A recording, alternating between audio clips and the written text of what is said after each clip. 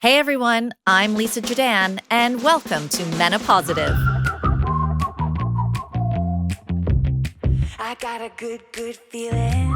where we take a refreshingly positive approach to navigating menopause. If you're looking for practical tips, expert advice, and honest conversations, think of this as your personal pick and mix for how to optimize your body. Although we can't prevent menopause, we can redefine it. And that journey starts now.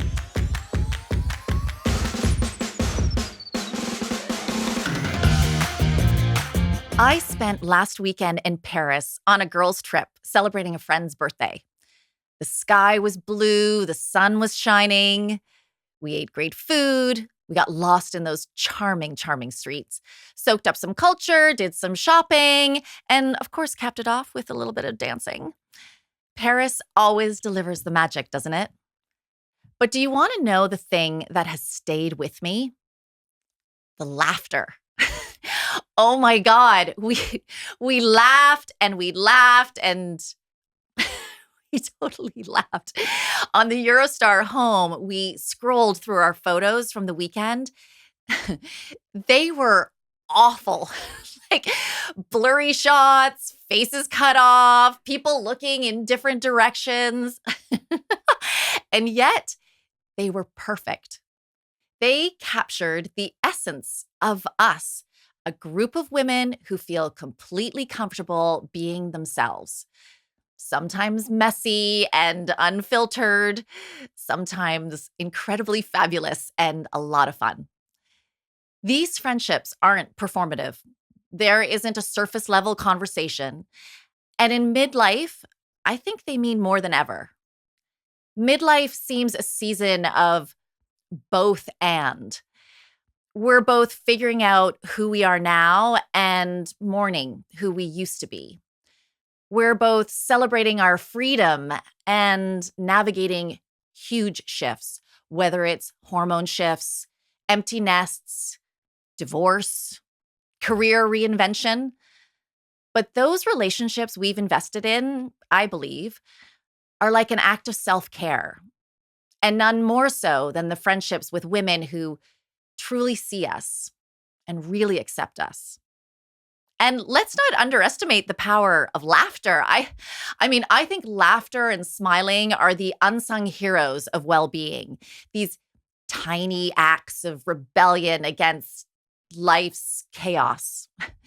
They flood our body with endorphins, they lower our cortisol. A genuine laugh from my sister-in-law, Erin, could single-handedly end trade wars. It is so infectious. What's even more beautiful about laughter and smiling is how they leave their mark. Those tiny wrinkles around our eyes, the soft grooves around our mouth. I call them laugh lines. Visible proof of a life filled with connection, with lots of humor and resilience. Our guest today knows a thing or two about self-care and how simple pleasures can be transformative. Dr. Alexis Granite is world-renowned expert in medical and aesthetic dermatology. Certified in both the US and the UK, she is a member of the American Academy of Dermatology and the British Association of Dermatologists. She has a special interest in skin cancer detection, skin allergy testing, eczema, and women's dermatology, including hormone-related skin conditions like acne and hair loss. She is the founder of Junebird, a performance skincare brand that serves up a little joy in every product. And when it comes to aesthetics, Dr. Granite believes less is more. Hers is a subtle artistry to help everyone she meets look and feel incredible every day. She is also the best dressed dermatologist I know. Alexis, welcome to MenoPositive. Thank you so much for having me. Although my husband said when I was leaving the house, it looked like I was wearing pajamas. Oh, no, not at all. You look fabulous, as always, as always. I wanted to dedicate an episode entirely to skincare for two reasons. One, I think most women notice aesthetic changes in their skin before they even get a hot flash. And two, I think sometimes we forget that skin is an organ. And I think like the biggest organ in our body. Remind all of us, like, why is skin so essential? Yeah, so that's exactly right. Skin is the biggest organ in your body. And actually, I think we'll get to this potentially a little later, but June Bird, the brand that I founded, is actually a focus on body care. So 96% of your skin is actually below your chin, which we often tend to neglect. But yeah, so skin is, we think of it, I think, sometimes in a very aesthetic way, which it is, of course. It's very visual. We see it, but it actually performs so many amazing functions. It keeps all your organs in, number one. Very important. Very important. Waterproof. Yes, exactly. But it assists with temperature regulation, with even the feelings of stress. When you feel those goosebumps or fright, it's all going back to that sort of animal origin, our ancestors. And it also helps, obviously, it produces vitamin D, as we know. So it's the main source of vitamin D in the body. And then it also, our skin is filled with these incredible little sensory fibers that send all these signals to our brain. So that's where that sensations of touch and, temperature, again, it's such, I've always, to be honest, been in such awe of the skin and just how much it does for us. I think it's quite unique. And so, yeah, it was always kind of the field, I think, that it sort of drew me in. And women experience hormone shifts throughout their life, like from puberty all the way, well into their later life. Can you talk us through the journey of skin, from puberty to, I mean, birth control? There's so many life stages that it goes through. Yeah, absolutely. And I think some of the complications for females, especially, is that the skin sort of a relation of skin with hormones is very up and down. You can think of it for men, it's sort of a more clear one direction sort of path, whereas women, there tends to be these peaks and troughs of hormonal shifts. And so, for example, with men, they tend to have sort of a peak of acne potentially in the sort of teen years through their sort of early 20s, and then it does really decrease. Whereas for women, unfortunately, that's just not the case. And so we always used to think of acne, for example, as a very teenage issue. But in fact, many, many women, adult women, in their 20s all the way up through menopause suffer with acne. So I find for women that sort of hormonal story can be quite complicated, but generally it starts with, some sort of initial kind of surge of hormones that begin right before puberty. So you often see some, even now it's quite young, girls who are 8, 9 start to get some of those early signs of puberty and maybe a little bit of breakouts. The skin is a bit oilier.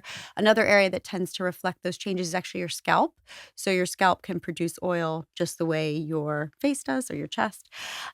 So that's often sort of starting in that sort of 8 to 10-year-old range. And then obviously we know through puberty, there's all kinds of craziness going on. Yes, I have a teenage daughter at Yes, home. I have two who've gone through it not so recently. And then obviously, so through puberty, you're going to get that sort of increase in oil production. There can be kind of a predisposition to acne and breakouts. And then, typically between sort of ages of 20 up through kind of perimenopause, there will be those little peaks and troughs, but hopefully a more stable picture. And then perimenopause is where it all begins again. Yeah, this is where, I look in the mirror now and I'm like, what has happened to my face? Yes. It doesn't feel like it's gradual in any way, shape, or form. You kind of look in the mirror every day, but then there's some days you're like, wait a second, what's just happened there? Yes. I find reflections in car windows tend to be the most jarring. Oh, God. It's a good thing I don't have a car. But this is really interesting. And this is breaking news, everybody. Anybody who's listening, this was new to me as I was doing discovery for the show and speaking to Alexis. But there is new research now that is showing that we do not age gradually, that there are, in fact, these two aging bursts that happen, and they happen around like your mid 40s and your early 60s. Yeah, it's very fascinating. It's all very new. So I think, more research needs to be done. But I think we do sometimes find that there is sort of it's not in kind of a linear fashion. There are these sort of fits and starts. And so around kind of early 40s, early to mid 40s, you do often see sort of an acceleration of issues. You'll find it not just with skin or hair, but also, we tend to, for example, with working out, you might find you're injured more easily. There's all sorts of things happening, not only superficially, kind of that visually that we can see on the skin, but also internally in the body. And for whatever reason, research has shown that tends to be around that sort of age of 44 and then again around 60. And it was interesting as well because they thought initially that it was the perimenopause that caused it, but they found the exact same aging burst happens for men as Too. well. Yes. So I think it's really interesting because that's why the human body is so incredible, because there is a lot we understand, but equally there is so much we don't know yet about our own bodies and why things happen and when they happen. So, but I think, we speak so much more now about longevity, and there's so much more interest in aging and aging healthfully. So I think there's a lot more to come in that space for sure. Yeah. So if you did wake up and think that you grew older overnight, you actually may have. There is some truth in that.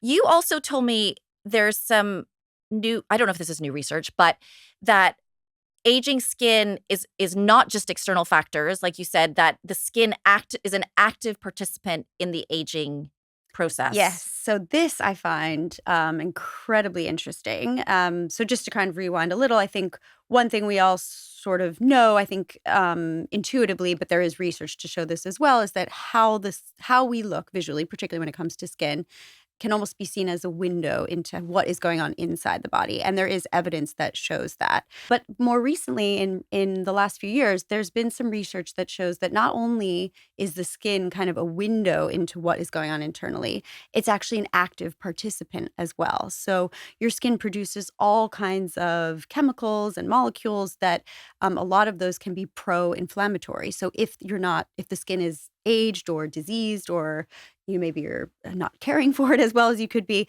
then your skin is producing chemicals that then affect your internal organs and can predispose you potentially to disease, and sort of a worsening kind of aging trajectory. There's a link between heart disease and psoriasis. There's even a link between eczema and anxiety and depression. But there, I think, are real genetic links, as well as probably a role that the skin is playing in these disorders. And yet another reason why it's so important to treat the whole person. Yes, exactly. And I think it is really important for, to have a team of physicians that are, like you said, kind of looking after the whole picture, or just at least keeping that in mind, because of course it's all connected, as it should be. I was just saying to a girlfriend the other day, though, that we need a doctor in our friendship group. Yeah, it is good to have. You have a lawyer, you've got somebody who really knows theater really well. We've got a group, and I'm like, God, we're really missing a doctor in this group. Yeah. Will you be in our friendship group? I will absolutely join. I get some very funny WhatsApps and DMs with photographs. Oh, do you? Yes. So the first time I went to see a doctor to talk about perimenopause was aesthetic related. I'm not even embarrassed about it. It was what I wanted to know was, how can I prepare myself for what's coming, and how can I think most women want to know how to maintain your beauty, your youthfulness.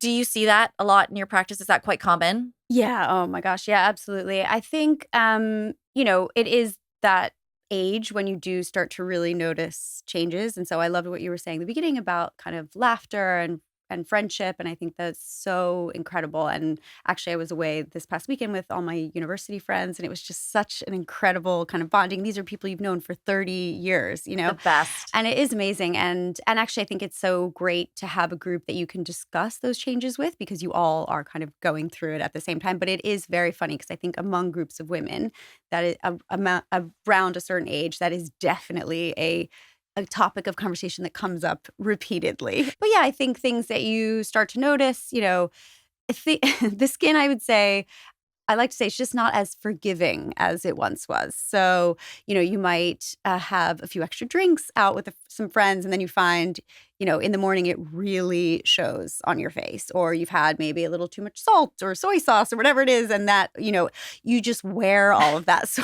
much more than than you used to. So I think that's often the sort of start of that journey, shall we call it? And then, all of the same kind of things that we talk about amongst friends, but, things like noticing that loss of elasticity, those sort of fine lines and wrinkles. A lot of women in our sort of age group struggle with pigmentation, with breakouts, if they've had rosacea or potentially developing rosacea around kind of that perimenopausal age. And then another actually really common thing, which is an indirectly related to skin, is actually hair loss. And that's or hair thinning. And that's one of the big things that not only do I hear just in sort of those casual conversations, but that patients present with to me as well. Oh my God. And we're going to get to hair loss as well. Because it's funny, as I was preparing, I'm going through all my questions. I'm like, I haven't even asked about hair. Yeah. Hair could be its own podcast, It's an I its think. own episode. But it's, absolutely. And for women in particular, I actually did an event recently where we talked all about kind of women and hair loss and menopause. And it can be incredibly debilitating and upsetting. It's a huge part of your identity for a lot of women. And to have that loss, I think can be, quite devastating. What is your approach or your philosophy on skincare? So I liked also what you said earlier about sort of less is more. I think, obviously, I love skincare. I not only come at it through as a dermatologist, but as a lifelong consumer. I have always loved skincare. And I think one of the things I guess I would say, and particularly probably relevant now, just given what we're seeing with amongst the sort of interest in teenage girls, but is that less is more really does apply, I think, here, particularly when you're young. So I think I like my sort of motto, like when you're young, enjoy being young. Don't worry so much about this kind Yeah. of stuff. I think it's great when, from a young age, to set up great skincare habits. So just that sort of basic cleansing morning and night, moisturizer twice a day, and then sunscreen in the morning. And then obviously for a lot of kind of tweens and teenage girls, they may be struggling with breakouts and spots. So obviously you can use some sort of targeted ingredients towards that. But, and then if they want to do a little sheet mask here or there, have that kind of fun, I think that is absolutely fine. But, using tons of active ingredients, and it's just a recipe for irritation and dryness at that age. And then as you kind of progress through the ages, I think, in your 20s, again, you may be struggling a little bit with breakouts. So great to kind of use targeted ingredients for that. And then sort of into your 30s is where you might start to see. So a lot of women, if they go through pregnancy, they might start to see pigmentation or issues, something called melasma, which is kind of a hormone-related pigmentation. So looking at maybe bringing in things like antioxidants. So those are things like vitamin C, and there's a whole host of them. But ingredients that help sort of prevent some of the damage that you can do by exposing your skin to sun or to environmental aggressors such as pollution. And then kind of as you move into your sort of late 30s and 40s, you may want to start to think about really adding in those products that are going to help with that sort of anti-aging, or I like to call it pro-aging story. And so things like retinol and peptides. So it's kind of a gradual progression through and inching in sort of more targeted ingredients along the way, kind of based on your concerns. But the building blocks, I think, of any routine are going to be that cleanser, moisturizer, and sunscreen. And that kind of applies to everyone. Thank you for breaking things down as well from kind of that teens all the way through into midlife and beyond, because we have two types of listeners on the show. We have perhaps a younger audience who really want to educate themselves and prepare themselves for what's to come. And then we have those that are in the midst of it and want to know how to manage through it. So when it comes to perimenopause and menopause, what are you seeing are the biggest skincare concerns? Yeah, so I think there's a few, but I'd say number one is sort of dryness and that sort of sensitivity change. Sort of two would probably be the signs, of aging. So fine lines, wrinkles, all the good stuff. Pigmentation is another big one. Pigmentation and redness, I would say. And a lot of that comes as well from just sort of long-term sun exposure. And then acne and rosacea, a big one, particularly around perimenopause and early menopause. So that's sort of new onset acne or rosacea, or a flare up of sort of existing conditions. And then hair loss, I'd say. So those, I'd say, are the biggies. And what's causing that? Just again, give us kind of obviously the estrogen is declining. Yes. Yes. So it's all about sort of ratios of hormones. So we as females produce both male and what we call sort of both female and then what we call male hormones. So it's sort of a combination of our estrogen, progesterone, testosterone, and then there's a few other hormones kind of mixed in. But essentially, it's those balances that are changing. And most of that is coming down to this massive drop in your production of estrogen. So estrogen is what keeps the skin looking kind of plump and juicy. And so we're producing estrogen kind of all the way through, but that's sort of declining as we hit that sort of perimenopause and menopausal age. And then that has a really profound impact on collagen.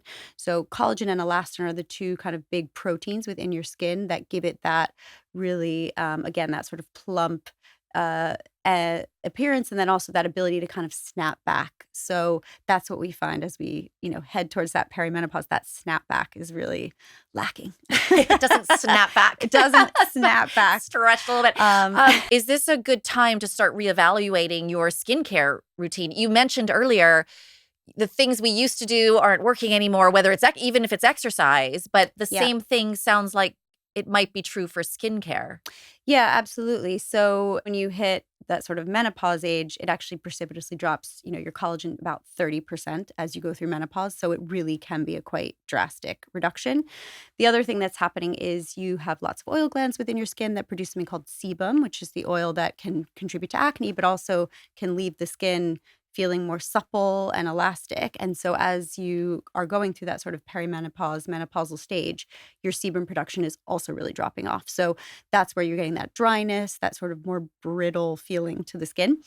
And so thinking about skincare, it's oftentimes a balance of adding back in more hydration, so potentially using richer, creamier products, or starting to layer in those ingredients that are really going to sort of target that collagen and elastin production and potentially help treat sort of, dark marks, pigmentation. So I think when you get to be that sort of in your sort of 40s and 50s, it is great to kind of invest in more sort of active skincare where you really are going to be able to maximize the benefits.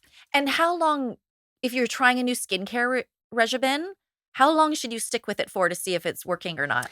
Yeah, it's usually with few exceptions, it's usually the size of the bottle or tube or pack. So that typically I would say would get you kind of 8 to 12 weeks through. You need to give things sort of between 2 and 3 months, really. That makes sense. Yeah. Now, can we break down each of these skincare concerns? Because I think some of the listeners will see themselves in it or want to know how to prevent it, or what they can do to.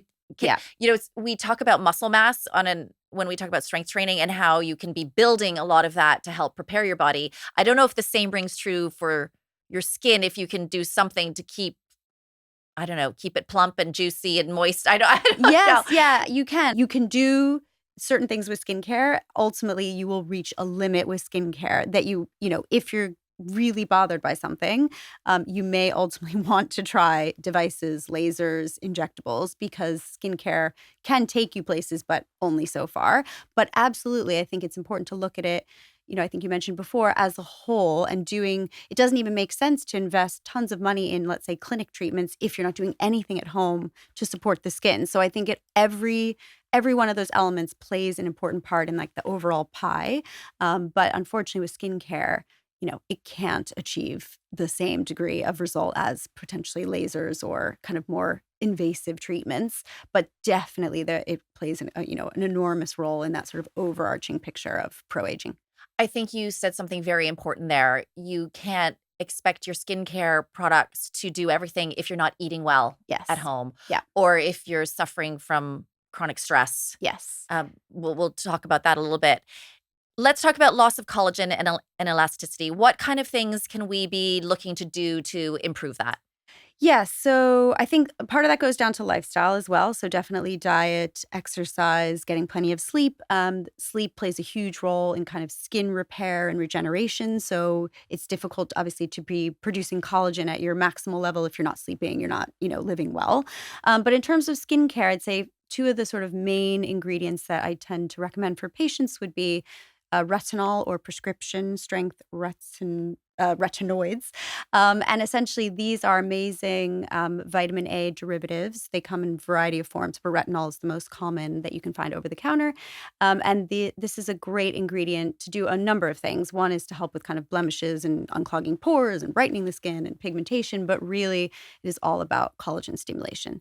So retinol is definitely a derm favorite ingredient, typically used at night. And then peptides are another great ingredient too. Retinol, one of the issues is it can be a little bit irritating and cause dryness for some people. So I don't know if you've ever tried it, but it's a little more of a fiddly ingredient to work into your routine. It's definitely worth it, but a bit more fiddly. But for those who either can't tolerate retinol or want to kind of do something on top of that, peptides are also great. So peptides are basically short chains of amino acids, which are the compounds that make up proteins, and collagen and elastin are proteins. And so peptides are almost that you can think of them as sort of messengers that tell the skin what to do. And so different peptides sort of tell the skin to boost that collagen production, boost elastin production, and they tend to be very tolerable.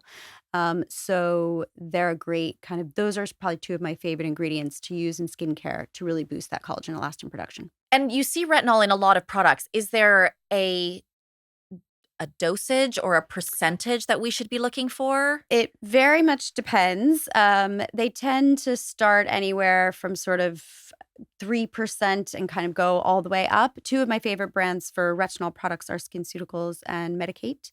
So those are great ones to try. They sort of range in price point. But I think with retinol, you definitely want to start at the lower percentages. Often apply moisturizer afterwards because, again, it does have that sort of drying effect and kind of ease in use. So a lot of my patients, I'll say to start every other night and then gradually kind of work their way up. And what about for the collagen and elastin? Is this where you'd also find red light therapy?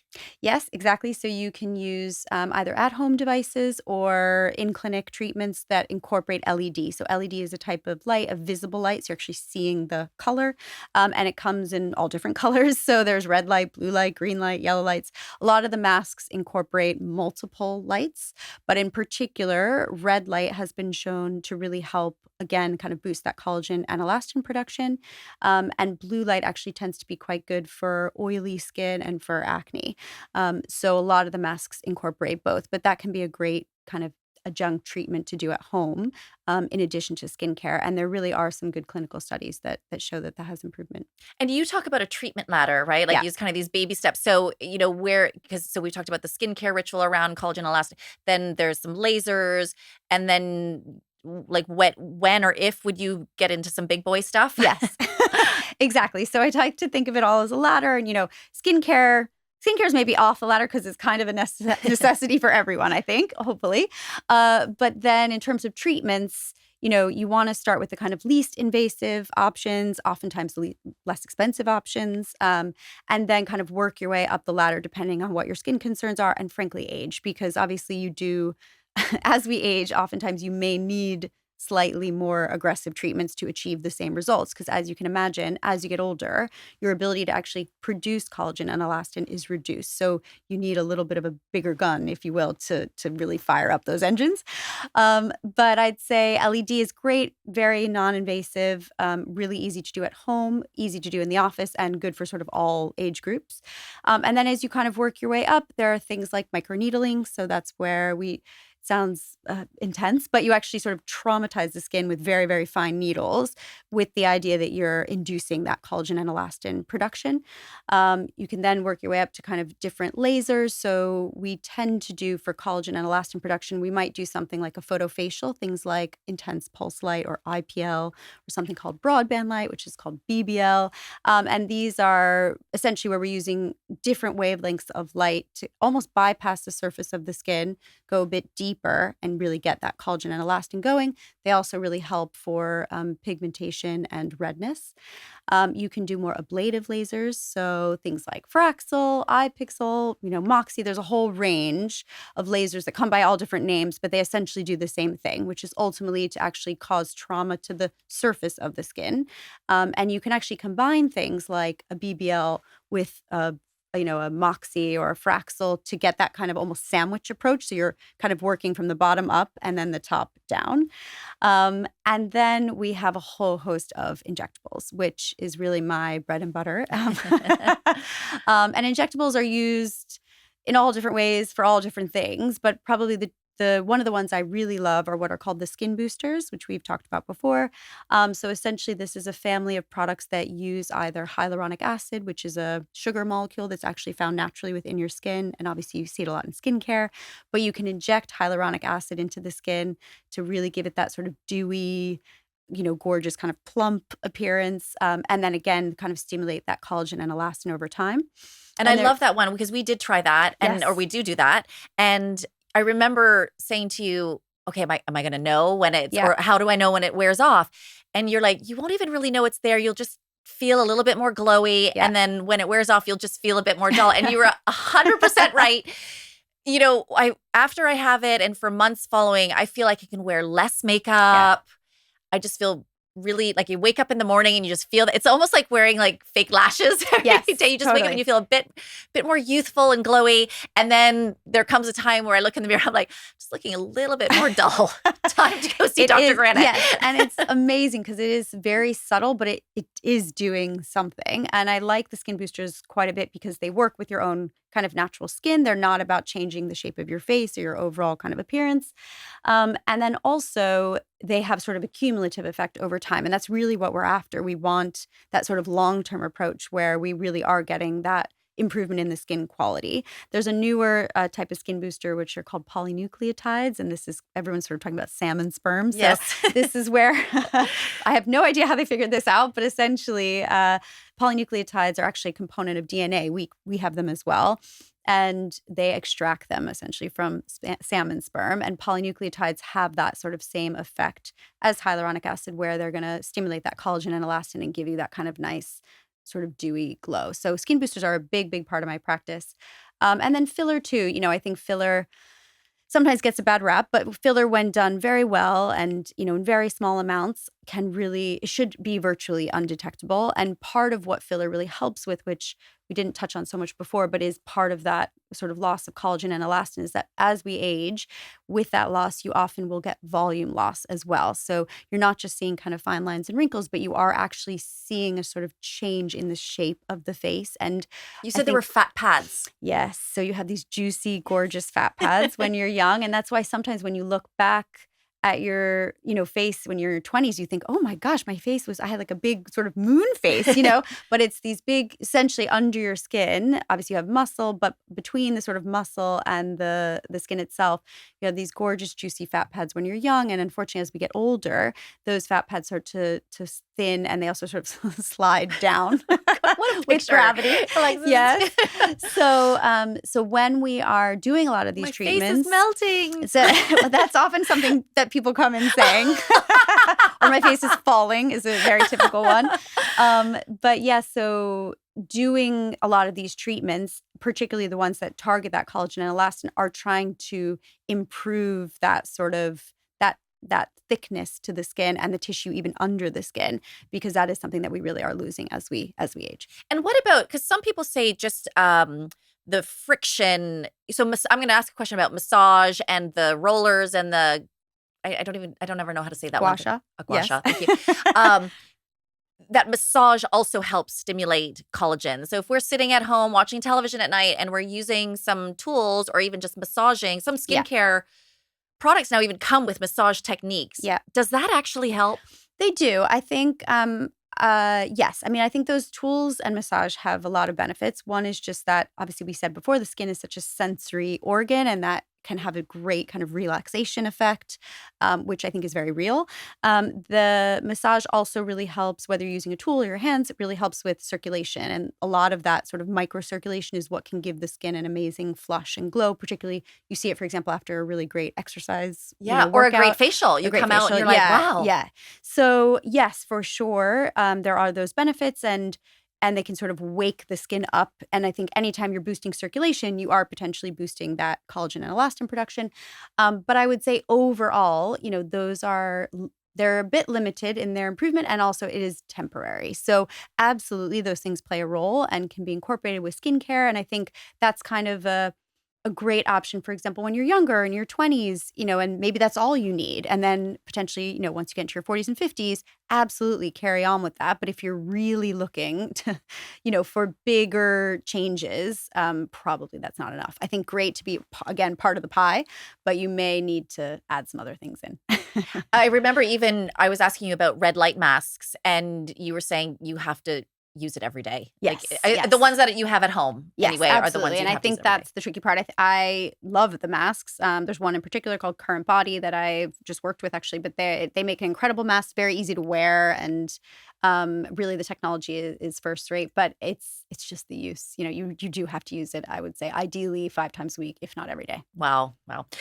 Okay, that's a lot on collagen. Let's move on to dryness and sensitivity. If you're struggling with that, how can we manage that? Yeah, so dryness again comes down to the fact that as we approach kind of perimenopause and menopause, your skin is not producing as much oil. It becomes a little bit more friable, a little bit more easily irritated. So really this is all about, hydration and how do we boost hydration. So for sure, drinking plenty of water helps. But even with that, you can drink all the water in the world and you still will need to apply something topically to the skin. So again, you're thinking of it as a sandwich coming from the inside out and the outside in.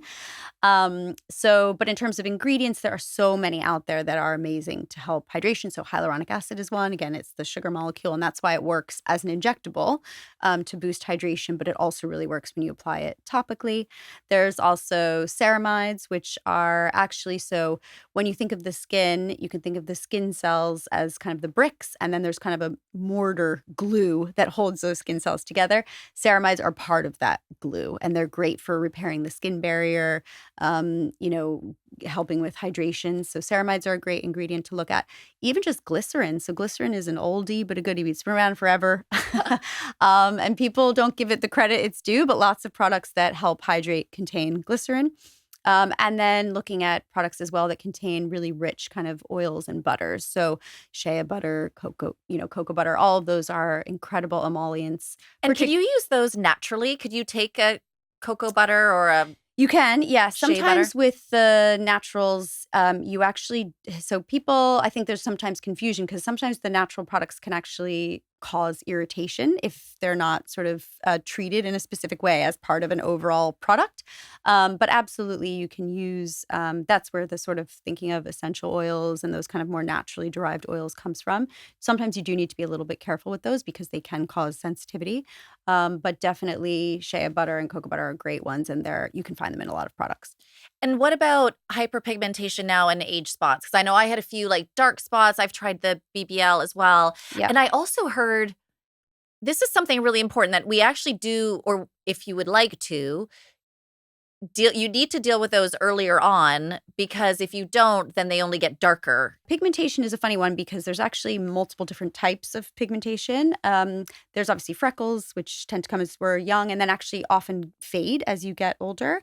But then as you get older, you start to produce things called solar lentigos or sun. We think of those as sunspots. So they're the sort of darker sunspots.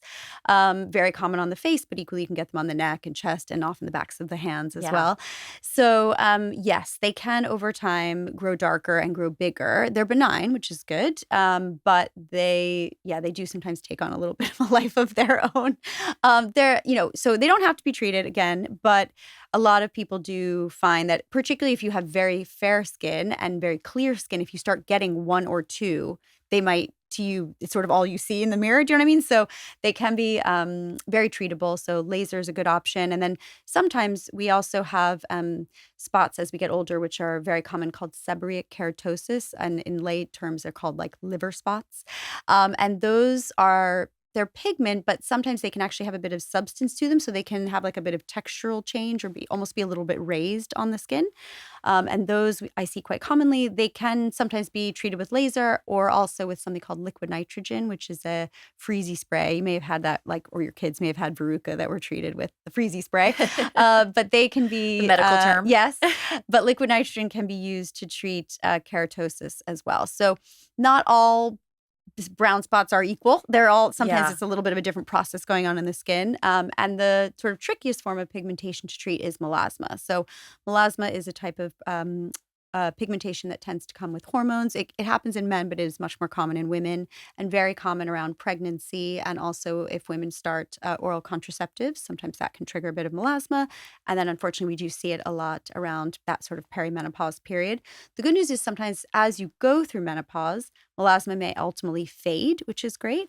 But it's just a tricky type of pigmentation because it sometimes gets angry when you try to treat it, particularly with laser. Okay. So I guess the important message there is just if you're struggling with pigmentation, particularly if it's sort of patchy, so not just small little spots, but maybe bigger areas of pigmentation, I think it is good to just try to have an assessment to see if that is melasma, because that's one where you just need to be a little bit more careful with the treatment. Because I was going to ask about skincare products that treat pigmentation, because I guess you could buy something and it doesn't work, but it's because you actually don't know exactly what it has. Yes, So it's and important to see somebody. yeah, exactly. So I think number one, when dealing with any type of pigmentation in terms of kind of at-home treatments and skincare, is using sunscreen. So even they've done studies where doing no other intervention other than just wearing sunscreen can actually help fade pigmentation. And Wow. that's rain or shine. And particularly with melasma, even on that sort of very cloudy day, you really can see the sort of pigment come through. So it is just incredibly important to wear sun protection every day, particularly when you're dealing with pigmentation. You have just given me another reason. It's really hard for me to add it in. To me, it's like the Yeah. serum and then the moisturizer and then the SPF. Is that the order as well? Yes. Okay. So yes, you want to cleanse, serum, your sort of most active skincare first, then your moisturizer or whatever you're using to hydrate, and then sunscreen is last. Yeah. Sorry, this is total sidebar though. On what about SPF in our moisturizers or in our makeup? Yeah, it's okay. In your moisturizer is fine as long as you're wearing enough, basically. That is where the tricky part comes in. So generally to cover the full face and the neck, you need 2 finger lengths of product. So your first finger and second finger. And so you can imagine sometimes with moisturizer, you may not naturally be applying enough. So it's just good to kind of keep in mind when you're using the sunscreen. But yes, absolutely, you can use a combined product. I would say, particularly if you're struggling with pigmentation, you really want to be at an SPF 45 or 50. And I forgot what you asked me the first part. It was, is it enough in moisturizer And makeup and products. makeup. Makeup, I'd say no. Yeah. Okay. That's a Just clear because no, everybody. It's a help, but again, you are not going to be applying Not enough. putting enough on. It's really that 2-finger rule is a good one. Yes. You talked a lot about adult acne and rosacea. Yes. So these are 2 separate conditions, but starting with acne. So again, acne is something I see in my female patients of all ages, but particularly in sort of women in their 40s and 50s. I do think there is a real sort of predisposition to developing acne. Probably a lot of that goes with, as you mentioned, life changes, stress. There's just a lot going on in these years. So that definitely contributes. It can be quite frustrating. And so starting with kind of over-the-counter options, things like benzoyl peroxide, salicylic acid, clay masks, all of those can be quite helpful. But the issue that we sometimes find with acne in women in those sort of perimenopause, menopause years is that it tends to be quite what we call inflammatory acne. So it's not necessarily just the sort of blackheads and whiteheads. It's very inflamed, kind of deeper cysts, painful a lot of the time. We see it sort of lower face along the jawline. And so that unfortunately doesn't tend to respond as well to topical, treatments. If you really are struggling, there are prescription treatments, whether they're creams or even oral treatments, which sometimes are needed in that age group because it is very difficult to get to that sort of hormonal acne through just skincare alone. What about HRT? Can hormone replacement therapy play a role in maintaining your skin? Absolutely, yes. And a lot of that comes down again to that estrogen progesterone balance. And these are the types of HRT in addition to testosterone that oftentimes women will end up taking. So definitely, that's one of the sort of first ports of call if a woman in that sort of age range is starting to struggle with acne. HRT is definitely something to consider. There's also an oral medication called spironolactone, which is it's actually it was used previously for blood pressure, but and sort of edema, which is like swelling of the tissue, but it has this amazing benefit where it can help kind of block the effects of male hormones that we all produce in our skin. And so for a lot of women, in their 20s, but all the way up through menopause, spironolactone can be a great option as well. Now, we've talked so much about face. You mentioned hair loss as well. Some women seeing changes in their hair structure, it's thinning. What's that all about? Yep. So again, goes down to the hormones. I think a lot. So this is what we call female pattern hair loss or androgenetic hair loss, androgenetic alopecia. And unfortunately, a lot of this is genetic as well. So this is where the genetics do really come into play. But it tends to be around that sort of age where the hair follicles are affected by hormones that we're producing and the hair follicle can shrink. So it's just not producing hair in the same way that it was when we're in our 20s and 30s. And so this is something that a lot of women will start to see around that perimenopause period. Um, Again, it's a tricky one. There's definitely things you can do, in terms of at-home treatments. So, scalp massage, anything to stimulate the scalp. There's a great brand called Vegamore that produces a scalp solution that can help, hopefully hold on to those hairs that you have. There's supplements, things like Viviscal and Nutrafol, which have some clinical data behind them to help. But again, this is one where if you really are seeing that shedding or that, thinning going on, it is one to potentially consult with your GP or derm or even a hair specialist. So in the UK, there are trichologists who specialize in hair, because this is one where you may need sort of interventions beyond just what's available kind of on the shelf.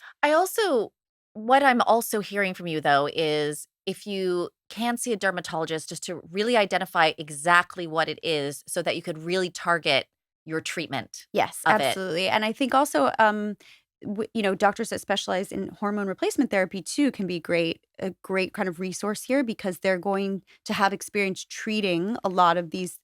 We're all coming in with the same issues. Do you know what I mean? It's the spots, it's the hair loss, it's, then the other things that we all hear about all the time, the hot flashes and mood changes and fatigue. But definitely that's where looking at potentially HRT can be a great option because it is potentially something that can kill sort of lots of birds with one stone. And then if that's not enough, there's other treatments. What about supplements? You see so many supplements around skin, hair, nail growth. Yeah.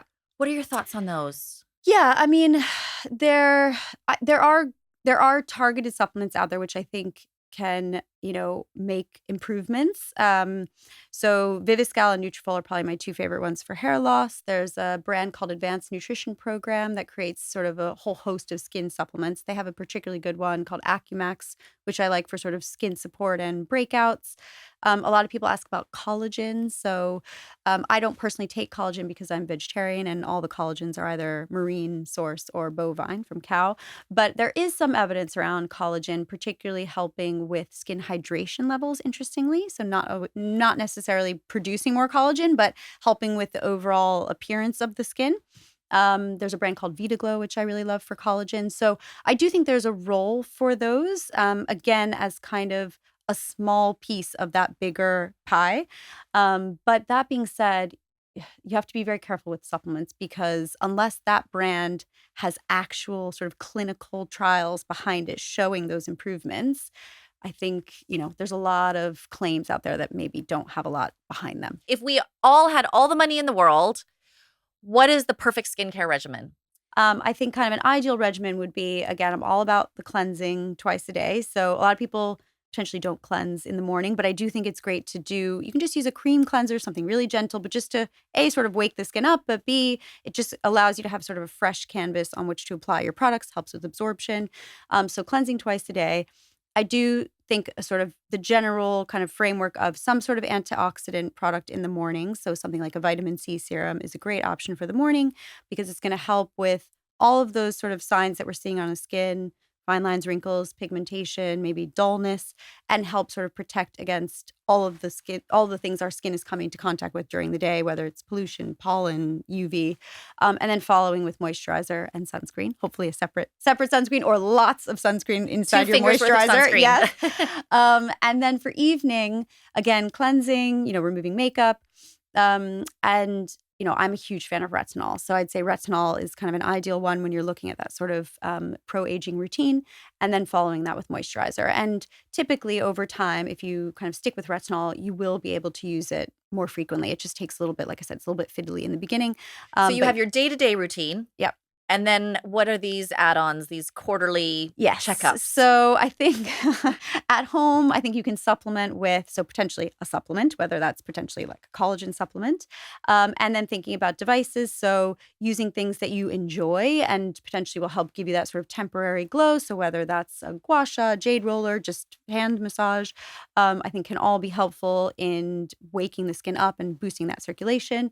Thinking about devices, so LED masks are a great one. And then there's also microcurrent devices. So NuFace, for example, is a brand which it's sort of sounds barbaric, but delivers kind of little electrical impulses to the skin and to the muscle underneath the skin to again give you that sort of tightened appearance. And those can be quite helpful for that sort of temporary improvement.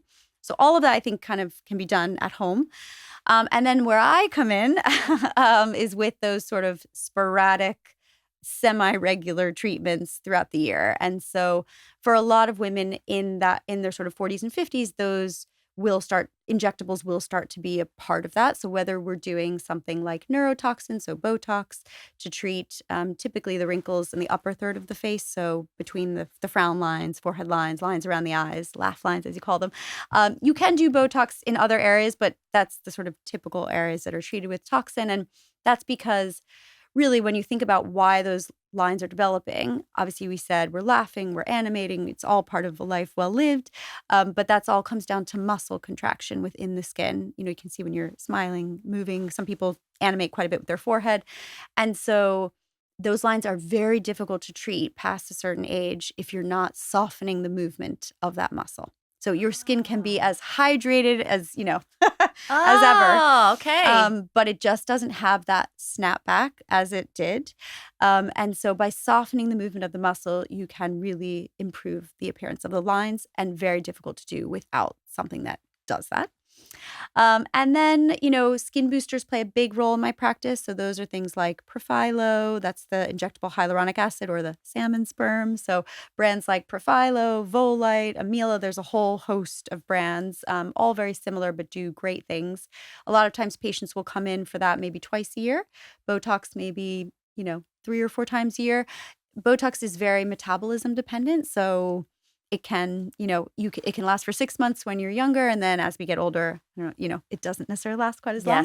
Yes. And then, those more sort of episodic treatments. So things like laser, a lot of patients might do, let's say, a course of laser. So maybe 3 sessions, and then not do that for several years, or do like an annual maintenance, for example. But one thing maybe we didn't discuss before that does play a big role in my practice as well are what we call energy devices. So these are not lasers per se, but they're delivering energy in a variety of sources into the skin. So whether it's ultrasound, like Ultherapy or Softwave, if you've heard of those, or radio frequency and needling, something like Morpheus 8, which got a lot of press a few years back.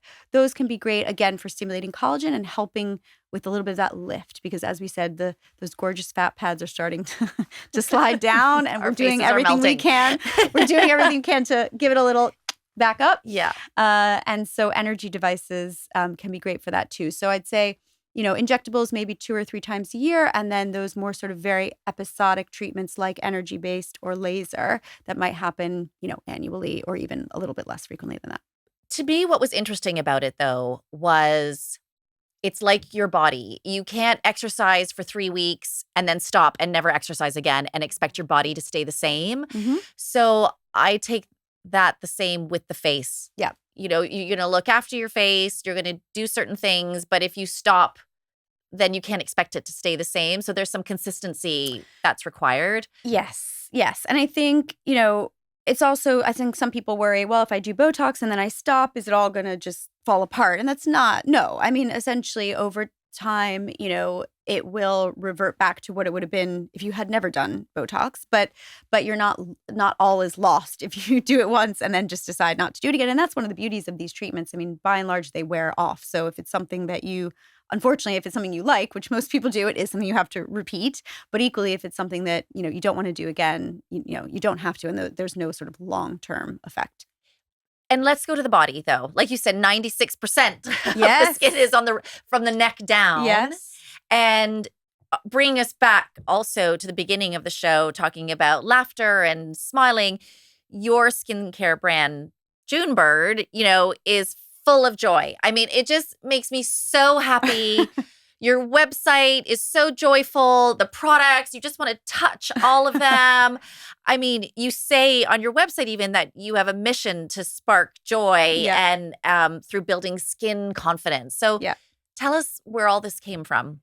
Yeah, so I think a few things. I mean, one is so obviously, I have a passion for skin and sort of the clinical treatments, but equally, I mean, this is so incredible. Obviously, I've known you now for several years, and I think part of what I love about what I do is the people and the stories and get in that interaction, which brings me so much joy. So I wanted to kind of take that magic that happens in clinic and bottle that up and marry that as well with just my lifelong love of beauty and skincare, which really goes back to my grandmother. So my grandmother was this amazing proponent of self-care before we even had a term for self-care. And so Junebird was really born out of that, sort of trying to marry that efficacy on the clinical side with that sort of emotional connection, not only with patients, but, what I experienced with my grandmother as well. And so, I was also seeing kind of more and more patients come in with body skin concerns, and there isn't as much out there for the body, and nor is there as much focus, I think, on the body. And so Junebird is all about bringing that sort of attention to the skin below the chin and taking those kinds of ingredients, so things like the vitamin C's and the retinols and all those amazing kind of performance ingredients, and targeting sort of body skin concerns with those, but equally doing it in a way that doesn't feel or look clinical. So we're all about the joy of the routine and the ritual and the fragrance and having that moment. Because I think also, we talk a lot about this, but I want people to feel like it's a pleasure or something they look forward to, not a chore and, oh, now I have to, do my routine. And I think that's where you want to have enough steps to have efficacy, but equally, you don't need to make it overly complicated with 10 steps, because realistically, it's very difficult to stick with that. I suck at the body part. Yeah. I mean, I think it's because I get up and I get dressed right away, and then I go in the bathroom and I start. So, and also if it's cold, like if my bedroom's cold, I don't want to I don't want to be putting the moisturizer on. I'm pulling up the leg of my pajamas and trying to get maybe like from the knee down or something. But you're right. Like obviously the skin changes all over your body. Yes, The knees, I mean, the knees don't look as great as they used to look. It does just get a bit thinner. Yeah, I know. Someone took a photo. So it can really help, right? Tell me it can really help. Absolutely. Okay. Yeah, all of the same. Someone took a photo of me from behind, and I caught a glimpse of my back of my elbow. I was like, it's not a scene. It's not something you see very often. But yeah, I think you can certainly get a lot of the same results. The skin on your body tends to be thicker than on your face. So you may find that those results take a little bit longer, just because it takes more sort of time for ingredients to penetrate and to really see that turnover. And more we see patients who want to do treatments on their bodies too in clinic. So I think the tricky part as we age as well is you just need to make sure there's a nice harmony between everything. So it looks the same. So yes, and interestingly, I see this a lot with patients that are sort of on potentially that treatment journey, because, for example, Botox may be one of the first treatments that people start with. It's very, it's very low risk. It works very well. And typically lines around the eyes, upper face are those sort of areas that we see early on. So Botox is often sort of that starter treatment. And then people worry about sort of doing more and more over time. But the truth is sometimes it actually looks less natural to just continue with Botox and then not do anything else, because as we're aging, the aging is happening almost around the Botox, if you will. So you have a really nice smooth forehead, and then if there's a bit of a mismatch, it's... You said it so nicely, though. You're like, I'd like it to be harmonious. So not to push people up the ladder, but I think you want everything to fit. And so this is where the combination treatments really do come in and often actually give you the best results. So we don't want to get rid of every line and wrinkle. And also we don't want to treat all of the same things that we see with aging with the same treatment. So Botox is not a solution for everything. It's a solution for one or two sort of our signs. And then we need to turn to something else to maybe treat, volume loss or that feeling like your face is falling off. Yeah. But we're laughing about it. But I mean, it really is a great reminder we talk about the whole person Yes. and treating our whole body and loving all the different parts of our body and looking after the different Yes. parts of our body. I mean, you've really inspired me to spend more time moisturizing. I'm just going to run the shower in the bathroom Yes. until it gets really hot. Yep, And yep. then, because that's also a really good time to moisturize, Yeah. right? Oh, absolutely. When the skin is still damp, absolutely the best time. That's going to be my new routine. And I guess this is a morning and night ritual. Yes, absolutely. I mean, you can do it once a day after the shower, but the idea is so we have 5 body products and actually 3 hand products because again, hands are an area that are actually almost as exposed as your face to the elements, the sun, all of that. And it is something you do, when you get to be my age, really start to notice those changes. So I think and selfishly, I wash my hands, as you can imagine, a million times a day in clinic. So always looking for sort of amazing hand products that are going to treat the skin and also not leave it greasy. And can I just ask on the hand cream, because I am now seeing there's SPF now targeting for the hands. Yeah. There's cream just for the hands. Yeah. Is that necessary? Can you use any of your creams? Or again, are these some products that are specifically targeted? Yeah, you can. Yes. So you can use any product for the hands, really. Oftentimes, when you're looking at hand products, there might be sort of a few special things about that formulation. One is just the tactile feel of it. So oftentimes on the hands, you want something that isn't greasy, that's going to be absorbed very quickly. Because my brother-in-law always says, like, I can't put the hand cream on, I can't touch anything. So you want something that gets absorbed very quickly just to make life easy. Yeah, you can't open a jar. Exactly. And then certain ingredients tend to work really well for the hands. So for example, ceramides, which we spoke about, which are great for that sort of skin barrier strengthening and boosting, are a great option for hand treatments because you can imagine the barrier on your hands can become disrupted so easily because you're always using them, washing them, etc. So, but I mean, you can use a body product on your hands. You can use a hand product on your body. It just tends to be, specifics about those formulations that make it especially good for an area, but no reason why you can't use it all over. But I love Junebird because you've taken something that has been clinically created for great results, but you've made it really fun to look at and to display. Because I think there was a time when everything was very white and medical. Yeah. And I think products like yours and like Drunk Elephant just really changing the conversation around quality products that can also look great and be joyful. And I think, and smell nice. So I'm I love fragrance and kind of having that. To me, that's part of the sort of body experience is having something that smells yummy or even in the shower that you're using. So we have a wash that has a very specific fragrance to kind of elevate mood. So all of the fragrances were created to kind of give you that mood boost. So hopefully it is taking something that maybe you're always focusing on a routine for your face, but thinking about a very short and sweet routine that's targeted for your body and hopefully making it something, that you look forward to. And is it the same as well with, does dry brushing work? Yeah, absolutely. And we created a gua sha for the body too. So all of that is about dry brushing will give you a bit of exfoliation, but it's also about really waking up the skin, improving the circulation. Same with a gua sha for the body or any sort of massage, as you can imagine. And helps really with lymphatic drainage too. So with swelling and bloating. There's a body size gua sha? Yes. Okay. Jumbo size gua sha. Okay, I'm jumping online after this episode. And also, sorry, you said people are coming into the clinic for more body treatments. Yeah. What kind of body treatments? What do I need to know? Yeah, so it's funny. It starts, I think, with the neck. So the neck is one of those areas where it very closely follows the face. And again, neck skin is quite thin, so it also will exhibit a lot of the same issues that the face does, crepey skin, wrinkling, pigmentation, even redness. So oftentimes we will start to carry those treatments down to the neck, again, for that harmony in appearance. And then chest, arms, hands, even areas above the knees. So you can do a lot of the same treatments for your body that you do for your face. So some of the most common ones are, again, back to the skin boosters, even things like Botox you can do in the neck. And then all of the lasers and energy-based treatments can also be applied to areas on the body. So there is actually a lot you can do.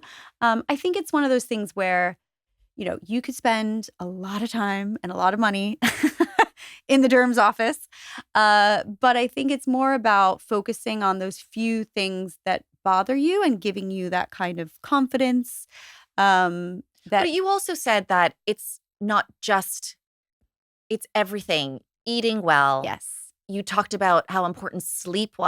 was, exercise, all of those things from the inside out. I love your analogy of this kind of sandwich Yeah. Yeah, approach yeah, from the inside out. And yeah. I think that's something really beautiful for everybody to remember. Yeah. The goal is to do them, you know, occasionally, not something you feel like you have to do all the time. But if it's sort of a path you want to head down, it is, I think, all meant to give you that sort of confidence boost, not a feeling like this is something I have to do in order to, look a certain way. No, I think that's very well put because I think aging gracefully is also something that we should be talking about as women and Yeah. not making them feel like they have to maintain a certain look Yes. over their lifetime, Yeah, which is yeah. impossible to withhold. Yeah. But everybody, I think what we want to do here is just inform everybody of all the different options that are available to us if you choose. Yeah. And whatever you need to make you feel good. Yeah. And if that's simply cleansing and moisturizing Yeah. and some SPF every day, Yeah.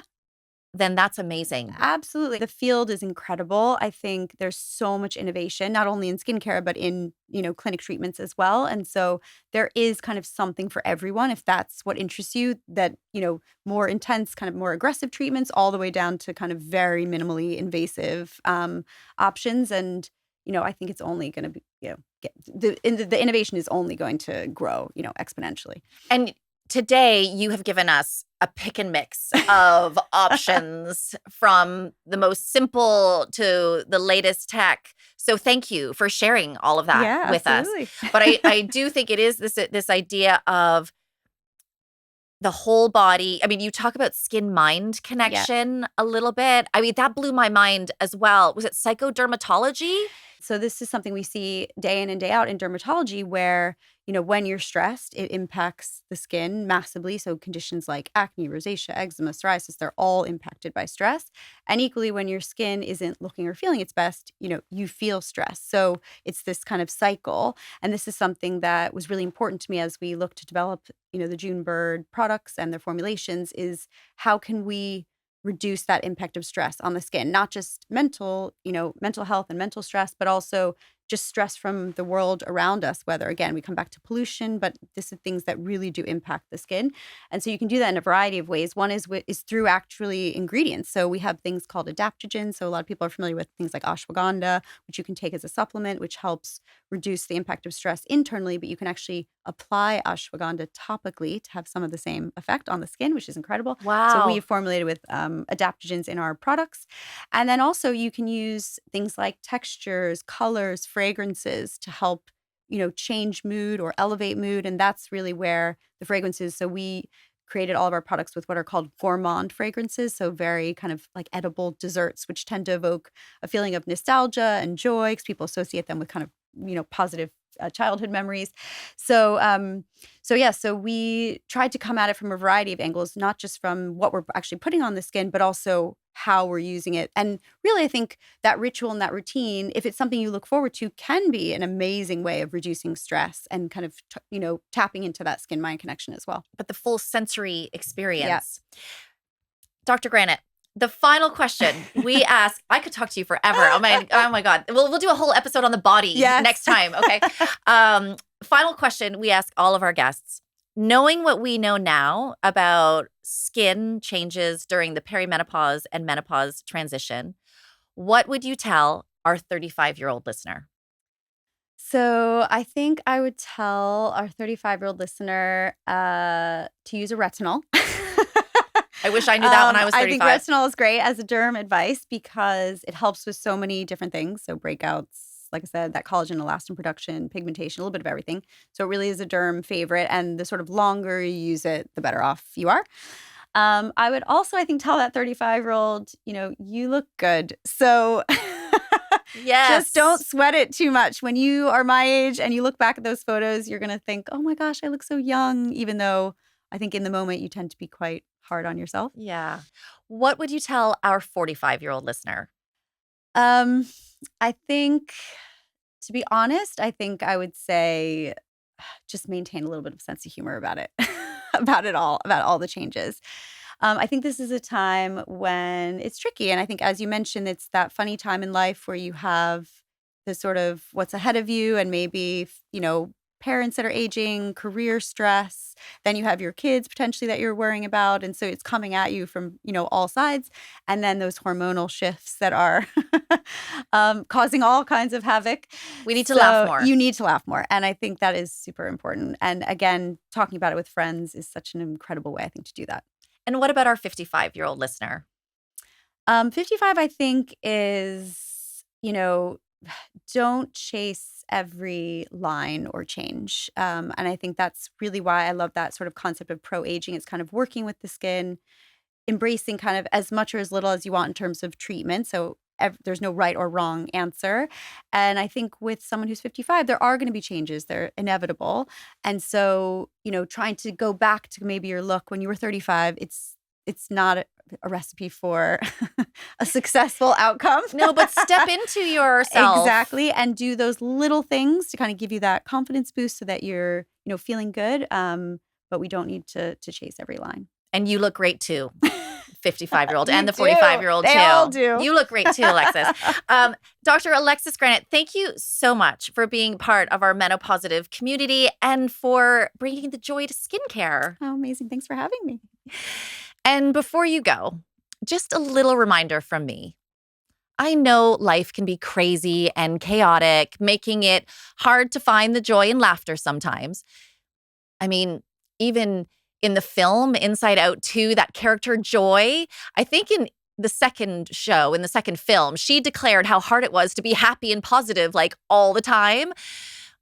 But today, I want you to take a minute. I mean, literally stop, put down your phone, and I want you to be still for 1 minute. Take a deep breath in for 4. And a deep breath out for 4. I want you to do it a few more times, in and out.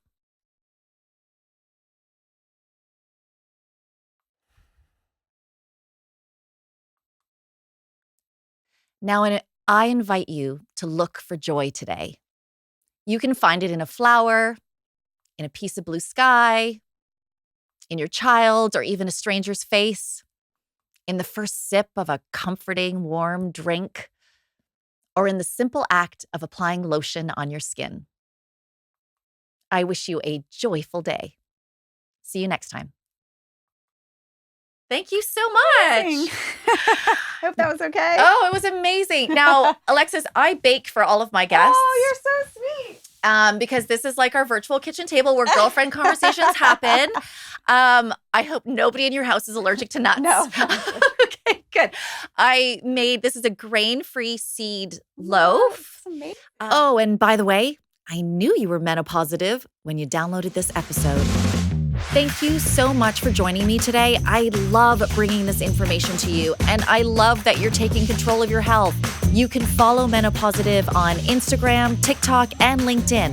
If you haven't yet, please subscribe, rate, review, and share this podcast. Join me next week as we discover more ways to optimize our bodies. Because together, we're going to redefine menopause. I got a good feeling.